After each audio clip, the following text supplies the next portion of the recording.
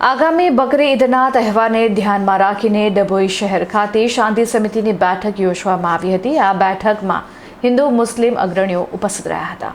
આગામી પવિત્ર તહેવાર બકરી ઈદની સમગ્ર પંથકમાં શાંતિપૂર્ણ, કોમી એકતા અને સૌહાર્દપૂર્ણ વાતાવરણમાં ઉજવણી થાય તેવા શુભ હેતુથી ડભોઈ પોલીસ સ્ટેશન ખાતે એક ખાસ શાંતિ સમિતિની બેઠકનું આયોજન કરવામાં આવ્યું હતું। આ બેઠક ડભોઈ વિભાગના ડીવાયએસપી આકાશ પટેલ, પોલીસ ઇન્સ્પેક્ટર કે.ટી. પટેલના અધ્યક્ષસ્થાને યોજાઈ હતી। બેઠક દરમિયાન પોલીસ અધિકારીઓએ કાયદો અને વ્યવસ્થા જાળવી રાખવા તેમજ તહેવાર દરમિયાન પરસ્પર ભાઈચારો જળવાઈ રહે તે માટે જરૂરી સૂચનો કર્યા હતા। અધિકારીઓએ ખાસ અપીલ કરી હતી કે સોશિયલ મીડિયા કે અન્ય માધ્યમો દ્વારા ફેલાતી કોઈપણ પ્રકારની અફવાઓ પર ધ્યાન ન આપવું અને તહેવારની ગરિમા જળવાય તે રીતે જ ઉજવણી કરવી।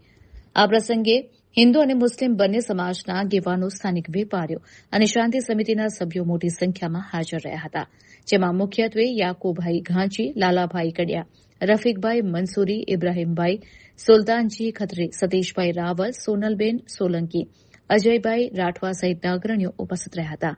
બેઠકમાં હાજર તમામ મહાનુભાવોએ વહીવટીતંત્રને પૂરેપૂરો સહકાર આપવાની ખાતરી આપી હતી અને આગામી તહેવાર શાંતિ અને ઉત્સાહ સાથે ઉજવવાનો સંકલ્પ વ્યક્ત કર્યો હતો।